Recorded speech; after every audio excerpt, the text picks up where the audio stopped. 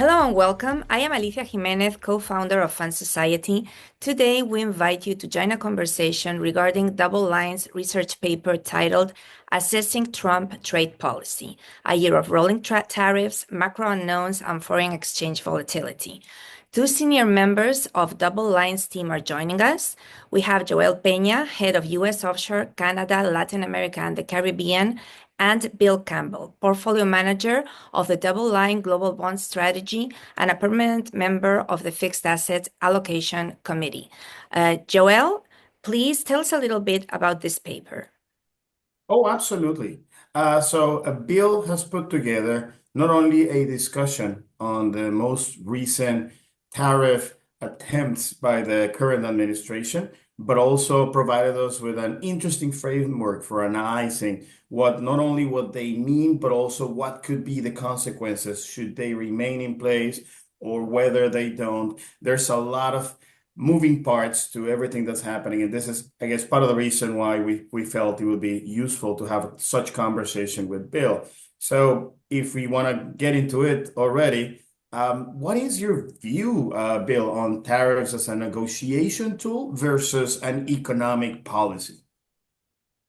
Thanks, Joel, and thank you everyone, for listening in. The paper that we put out really is trying to make sense of what has been somewhat of a haphazard and chaotic rollout around U.S. tariff policy over the past month and a half of this administration.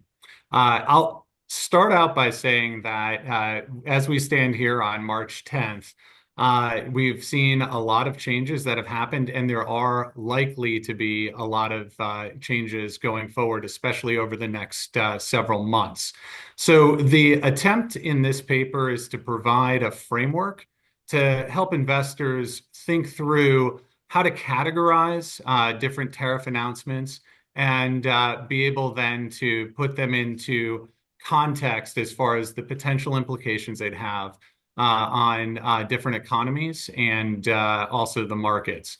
So I put a table to try to visualize, my framework for thinking about tariffs, and I broke it out with two columns, as you suggested at the beginning. One column is what I call a transactional column, mainly meaning tariffs used as a negotiating tool that could reach where quick agreements, quick maybe over the course of a month, several months or a couple quarters, an agreement could be reached. But then there's a second column that I call structural. And that's where I view, tariffs as potentially a longer term policy. We've seen the Trump administration through an executive order create an external revenue service, which would suggest that going forward, this administration sees that these tariffs, are likely to be that portions of these tariffs are likely to be, sustained over the longer term and generate longer term revenues from their perspective to the U.S. government. In these buckets, I tried to break out where I see each of the different types of tariffs that we've seen announced so far. So the first ones, let's talk about national security tariffs through the IEEPA. Those are what we, have seen both put on and then delayed, the 25% tariffs on Mexico and Canada to try to address, it seems like, to try to address drug-related issues and immigration-related issues between the United States and those respective countries, as well as a 10% tariff put on to China last month, and an additional 10% tariff put on to China several weeks ago, bringing the Chinese tariffs to 20%. This first round of tariffs I view as transactional, if they are in fact just negotiating tools, to try to address border issues and fentanyl and drug issues. Another type of tariff that we've seen that I drop into purely a transactional bucket is what I call a tariff for leverage or negotiating leverage, and that was at the very beginning of the administration, we saw one of these put on, or was threatened to be put on against Colombia. Colombia had decided that they would not accept a deportation flight coming into their country from the US. And the administration immediately threatened tariffs, which then led to a reversal of that decision by Colombia, accepting the deportation flights, going forward. So that I view as, a transactional, relationship. And, going forward, we need to think about what is the purpose, that the administration says that they're implementing tariffs for. That's going to be key. The second bucket, structural. Some of the tariffs that I'm putting into that bucket are first the reciprocal tariff, which we're expecting in early April. This is the tariff where we're expecting the United States to try and match any tariff or trade barrier that's been put on by another country in order to, in the US's view, create a level playing field for trade. Those might be difficult, for countries to scale down. Hence, I think that there is the likelihood that those could remain in place for much longer and have a much more structural element in changing, the trading relationship between the U.S. and those countries that we're targeting with reciprocal tariffs. One will, make it more expensive for those countries to export goods to the United States. But also, the Trump administration has talked about re-onshoring production in the United States. And I think that the reciprocal tariffs are likely a big part of, that policy of trying to bring more production back from other countries into the United States. And in that way, it has a structural element as well. The other structural, category I did was China. The tariff that I put into the structural category was on China. I think China, for the long, the Trump administration in their first term targeted China as, a strategic competitor. And it appears that right now, China is really the one country where tariffs have been applied and not postponed. We've seen 2 rounds of successive tariffs applied to China so far, and that's likely to continue.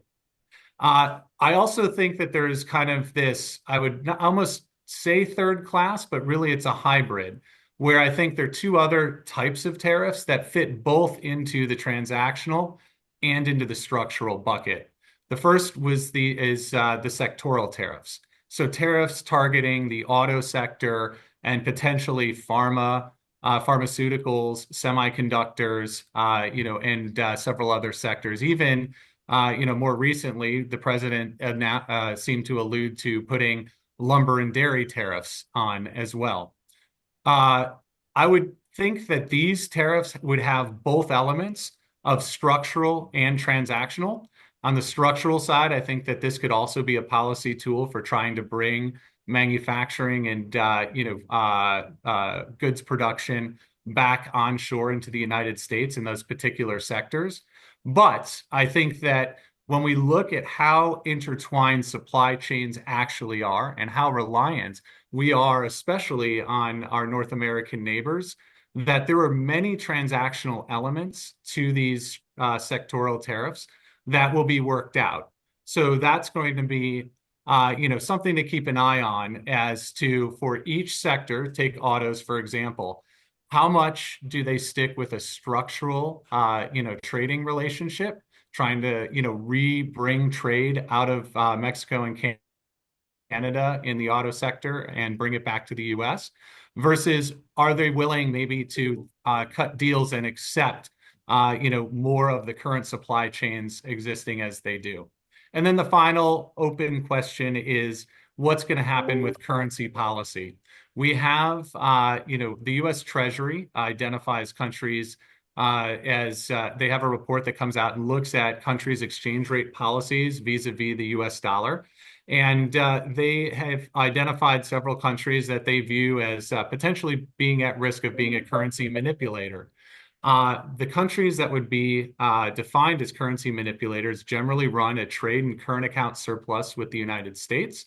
They also engage in FX intervention that amounts to 2% or greater of their GDP over the course of the 12 months. So I think it's highly likely that down the road we could also see tariffs used in this currency currency discussion that the Trump administration is likely to have with countries. And it's not clear as to whether they would use the tariffs as a transactional tool to get quick agreements, or would they be put on as more of a longer term tool to try to address any structural weakening that a country might have of their currency vis-a-vis the US dollar. Potentially, the Trump administration could use the tariffs in a longer term more sustained format if that turns out to be the case. And it's an open question for those last two, really which way that they go. But Joel, that's the framework that I started the paper with, to just help us at least start to try to put some consistency and categorization to all of these what appear to be frenetic announcements. From day to day, it appears there's a new headline on tariffs, and it becomes very difficult to try to disentangle what each one is targeting and the potential either short-term or long-term implications of those tariffs. So that was the goal of putting this framework together and presenting it in the paper. Those are very good points, Bill.